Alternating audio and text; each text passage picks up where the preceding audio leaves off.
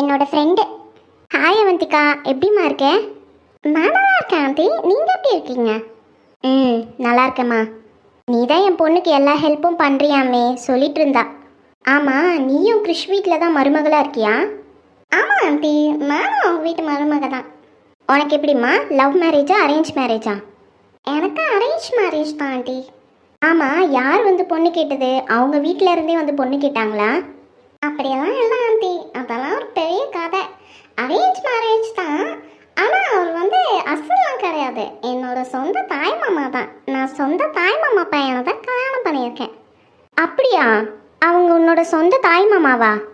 இந்த விஷயத்த வைஷு என்கிட்ட சொல்லவே இல்லை. ஆமாம் ஆண்டி, நான் அவரோட சொந்த தங்கச்சி பொண்ணு தான். உங்கள் அம்மா மட்டும் ஒரே ஒரு தங்கச்சி தானா? இல்லை ஆண்டி, அவருக்கு இன்னொரு தங்கச்சியும் இருக்காங்க. என்னதே, இன்னொரு தங்கச்சி இருக்காங்களா? இது வரைக்கும் நீ என்கிட்ட சொன்னதே இல்லையே. ஆமாம், இப்போ அவங்க எங்கே இருக்காங்க? அவங்க எங்கே இருக்காங்களோ எனக்கு தெரியாது. ஆனால் அவருக்கு இன்னொரு தங்கச்சி இருக்காங்க, எங்கள் அம்மாவோட தங்கச்சி. அவங்க ஏன் இங்கே இல்லை? உங்கள் வீட்டுக்கும் அவங்களுக்கும் ஏதாவது பிரச்சனையா? ஆமாம் வைஷு, அப்போல்லாம் நான் பிறக்க கூட இல்லை. ஆக்சுவலி எங்கள் அம்மாவுக்கு கல்யாணம் கூட ஆகலை. எங்கள் அம்மாவுக்கும் எங்கள் சித்திக்கும் ஒரே வீட்டில் தான் மாப்பிள்ளை பார்த்தாங்களாம். அதாச்சும் எங்கள் அப்பாவோட தம்பியை தான் கல்யாணம் பண்ணி வைக்கலான்னு இருந்தாங்களாம். ஆனால் எங்கள் சித்தி வேற யாரையும் லவ் பண்ணிட்டு கல்யாணம் பண்ணிக்கு அவரை கூட்டிட்டு ஓடி போயிட்டாங்களாம். அதனால எங்கள் மாமா அவங்கள வேணாம்னு சொல்லி ஒதுக்கி வச்சுட்டாராம். ஆனால் இப்போ அவங்க எங்கே இருக்காங்கன்னே தெரியல. இத்தனை வருஷம் ஆகியும் அவங்கள பற்றி எந்த விஷயமும் தெரியல. உங்கள் வீட்டில் யாரும் அவங்கள தெரிஞ்சுக்கணும்னு கூட ட்ரை பண்ணலையா? இல்லை, அவங்கள பற்றி எந்த விஷயம் தெரிஞ்சுக்கணும்னு கூட ட்ரை பண்ணல. சரிம்மா, உங்கள் மாமாவுக்கு எத்தனை பசங்க? நீ எத்தனாவது பையனை கல்யாணம் பண்ணியிருக்க? ஆக்சுவலி எங்கள் மாமாவுக்கு 4 பசங்க ஆண்டி. 3 ஆம்பளை பசங்க, ஒரு பொண்ணு.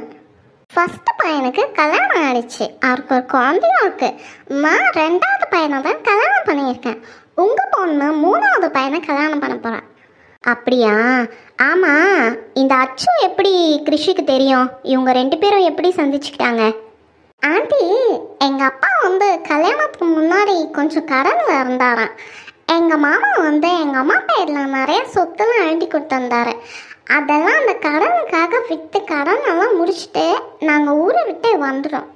நாங்கள் வசதியாக இல்லாத காரணத்தால் எங்கள் அத்தைங்க யாருமே எங்களை சேர்க்கவே இல்லை. அதாச்சும் எங்கள் அப்பாவோட அக்கா தங்கச்சிங்க. எங்கள் அப்பா வீட்டில் எங்களையும் மதிக்கல, எங்கள் அம்மாவையும் மதிக்கல.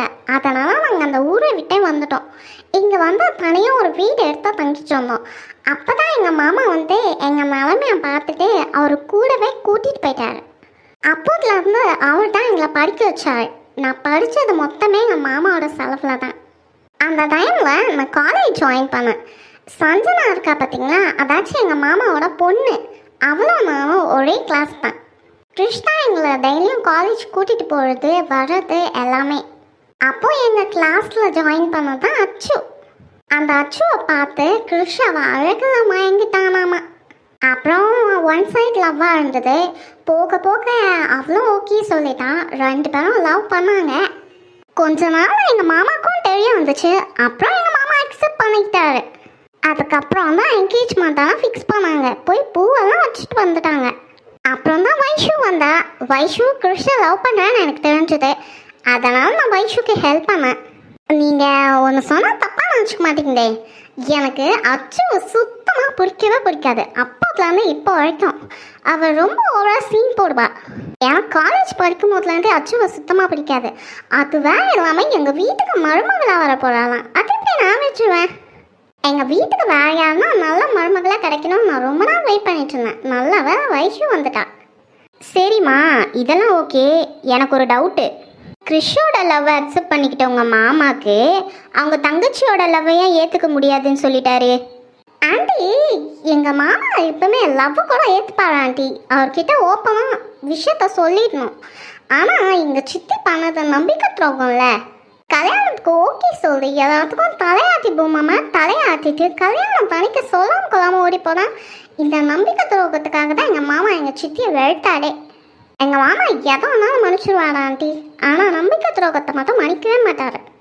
சரி அவந்திகா, இப்போ பெரிய பிரச்சனை என்னன்னா, கிறிஷ் வீட்டுக்கும் அச்சு வீட்டுக்கும் ஏற்கனவே சம்மந்தம் பேசி அது நின்னும் போச்சு. வைஷுக்கு முறைப்படி பார்த்தா அச்சு வந்து அக்கா முறை வரா. அது எப்படி அக்காவே வேணான்னு விட்டுட்டாங்க, தங்கச்சி எப்படி கல்யாணம் பண்ணுவாங்க? அதுதான் எனக்கு ஒரே கன்ஃபியூஷனாக இருக்குது. ஆண்டி, எங்கள் அத்தையை பற்றி எனக்கு ரொம்ப நல்லா தெரியும். எங்கள் அத்தையோட வீக்னஸும் தெரியும், அவங்களோட ப்ளஸ் பாயிண்ட்டும் தெரியும். எல்லாத்தையும் தெரிஞ்சுட்டு தான் எனக்கு ஆப்போசிட்டாக இருந்த எங்கள் அத்தையை என் கைக்குள்ளே போட்டு வச்சுருக்கேன். அது மட்டும் ஆண்டி, எங்கள் அண்ணனும் லவ் மேரேஜ் தான் பண்ணிட்டு இருந்தான். ஊட்டியில் ராம் பிரசாத்னு ஒரு பெரிய மல்டி மில்லியனர் அவரோட பொண்ணை கல்யாணம் பண்ணிட்டான். இந்த காதலை நிறைய தடவை எங்கள் மாமா கிட்ட சொல்லியிருக்கான். அதனால எங்கள் மாமாவும் அக்செப்ட் பண்ணிக்கிட்டாரு. எங்கள் அண்ணன், எங்கள் அண்ணி, அப்புறம் இந்த அச்சு, அப்புறம் என்னோட மாமா கல்யாணம் பண்ணிட்டு இருக்காங்கல்ல அனிதா, இவங்க எல்லாரும் ஒரே டீமாக இருந்து என்னை ரொம்ப வெறுப்பேற்றுவாங்க ஆண்டி. அப்படி இப்படி என்னை போராடி எல்லாரையும் தனித்தனியாக பிரித்து ஒரு மூலையில் தூக்கி போட்டான் ஆண்டி. அதோட விளைவு என்ன தெரியுமா? இப்போ எங்கள் அம்மா வீட்டை விட்டே போயிட்டான். அது மட்டும் இல்லை, எங்கள் அம்மாவும் எங்கள் அண்ணன் பின்னாலே போயிட்டாங்க. ஐயோ, உங்கள் அம்மா வேறையா? ஏம்மா? பின்ன ஆண்டி, ஃபஸ்ட்டெல்லாம் நான் என்ன பண்ணாலும் எங்கள் அம்மா தான் எனக்கு ஃபஸ்ட்டு சப்போர்ட்டாக நிற்பாங்க. ஆனால் மருமக எப்போ வந்தாலோ அதுலேருந்து கொஞ்சம் கொஞ்சமாக அவளுக்கு சப்போர்ட் பண்ண ஆரம்பித்தாங்க. இப்போ அவங்க கன்சீவாக இருக்காங்க. டோட்டலாக ஃபுல் சப்போர்ட் அவங்களுக்கு தான். இதுக்கு மேலே இந்த கேரக்டர் நம்மளுக்கு வேலைக்கு ஆகாதுன்னு சொல்லி கூடவே சேர்த்து அவங்களையும் அமுச்சு விட்டேன். பரவாயில்லையே, இந்த வயசில் இவ்வளோ மூளை வேலை செய்யுது அவனுக்கு. குட். இப்போ நான் என்ன ஆண்டி, எத்தனை நாளைக்கு தான் நம்மளை அவங்க வெறுப்பேற்றிட்டு இருப்பாங்க? நம்ம திருப்பி காட்ட வேணாம் நம்ம யாருன்னு. சரிம்மா, இப்போ என் பொண்ணையும் கிறிஷையும் எப்படி சேர்த்து வைக்கிறது, அதுக்கு ஒரு வழி சொல்லு. ஆண்டி, இதெல்லாம் நான் சொல்ல மாட்டேன் ஆண்டி, செஞ்சு காமிக்கிறேன். கண்டிப்பாக உங்கள் பொண்ணு எங்கள் வீட்டுக்கு மருமகளாக வருவா. அதுக்கு ஃபஸ்ட்டு எங்கள் அத்தையோட மனசை மாற்றணும். எங்கள் அத்தை சொல்கிறத தான் வீட்டில் எல்லாருமே கேட்பாங்க. அவங்க பசங்க எல்லாருமே எங்கள் அத்தைக்கு அருமையாக தான் இருப்பாங்க. அவ்வளோ ஏன், எங்கள் மாமா கூட எங்கள் அத்தை சொல்கிற பேச்சு மீறி பேசவே மாட்டாரு. அதனால தான் அவங்கள டோட்டலாக என் கைக்குள்ளே போட்டு வச்சுருக்கேன். இப்போ என்னன்னா, முதல்ல எங்கள் அத்தையை மாற்றணும். போய் அதுக்கான பிளானை நான் ரெடி பண்ணிட்டேன் ஆண்டி. இன்னைக்கு போய் எங்கள் அத்தையை பேசி கவுட்டு மனசை மாற்ற வேண்டியதான். நீங்கள் வேணா பாருங்க, இன்னும் கொஞ்ச நாள் எங்கள் அத்தையே வயசு வந்து பொண்ணு கேட்குற மாதிரி பண்ணிடுறேன். நீ சொல்கிற எல்லாமே நடந்தால் எனக்கு சந்தோஷம்தாம்மா. கண்டிப்பாக நடக்கும் ஆண்டி, என்ன நம்புங்க, இந்த அவந்திக்காவை நம்புங்க. ரொம்ப தேங்க்ஸ் அவந்திக்கா. உன்னால தான் நான் கிறிஷோட சேர போகிறேன். உன்னால தான் எனக்கு பிடிச்ச லைஃப் எனக்கு கிடைக்க போகுது. என்றைக்குமே தேங்க்ஸ்லாம் சொல்லாத, நான் உன்னோட பெஸ்ட் ஃப்ரெண்ட். இனிமேல் என்ன, உன்னோட கல்யாண வேலையை பார்க்க வேண்டியதான். ஏய் அச்சு, எத்தனை நாளைக்கு தான் நடந்ததே நினச்சிட்டு இருப்ப? தயவு செஞ்சு இந்த விஷயத்தெல்லாம் தூக்கி போடு. நீ மாறணும்னு சொல்லிட்டு தான் நான் வெளியில் கூட்டிகிட்டு வந்தது. இங்கே உட்காந்தும் அதெல்லாம் நினச்சி ஃபீல் பண்ணி அழுதுட்டுருக்கேன். என்ன தாண்டி உனக்கு பிரச்சனை? என்னால் மறக்க முடியலடி, அதான் என் பிரச்சனையே. எனக்கு ரொம்ப கஷ்டமாக இருக்குது. நான் ரொம்ப உண்மையாக லவ் பண்ணிட்டேன். நீ மட்டுமா உண்மையாக லவ் பண்ண? உன்னை விட அதிகமாக கிருஷ்ணா லவ் பண்ணான். அவனுக்கு எவ்வளோ வேதனையாக இருக்கும், கொஞ்சம் யோசிச்சு பாரு. எனக்கு எல்லாமே புரியுது, ஆனால் இந்த குழப்பம்லாம் எப்படி நடந்ததுன்னு எனக்கு தெரியல. ஆனால் ஒன்று இதுக்கு மேலே கிருஷிக்கு நான் கிடைக்க மாட்டேன்றது மட்டும் எனக்கு தெரிஞ்சிருச்சுடி. ஏய், தயவு செஞ்சு அழாத, எல்லாரும் பார்க்குறாங்க ப்ளீஸ். நீ மனசை போட்டு குழப்பிட்டே இருந்தீன்னா எதுவுமே பண்ண முடியாதுடி.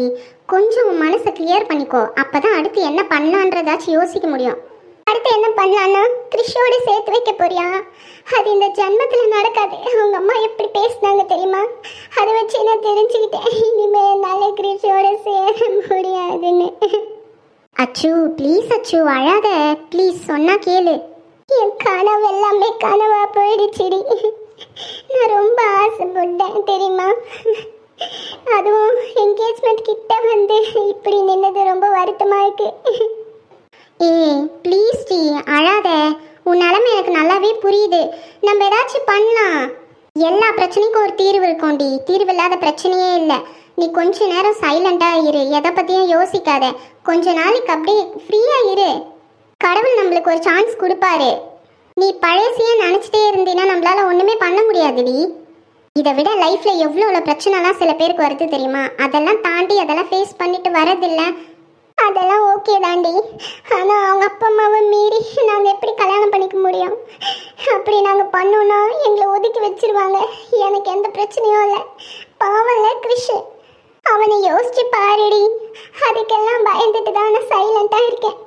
சரி விடு, கொஞ்ச நேரத்துக்கு அதை பற்றி எதுவும் பேச வேணாம். உனக்கு என்ன வேணும்னு சொல்லு. முதல்ல டீ ஆறுது, அதை குடி.